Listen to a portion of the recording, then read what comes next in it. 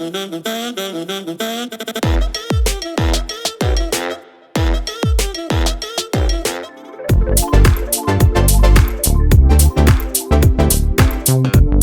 think it's asking questions. If you ask the right set of questions, you're going to be able to challenge your prospect. And if you challenge your prospect, you're going to be able to learn about their pains, their goals. And that's something that will allow you to figure out if there is a common ground to make a deal with them.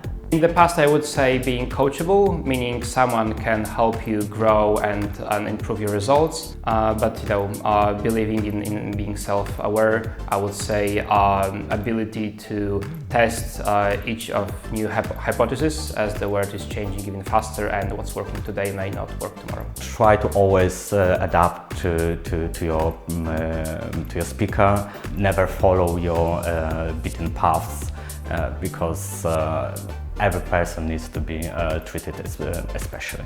Building a relation, because even with deliverability, you need to build a relation and make someone care about your business, because that's the key goal for this one.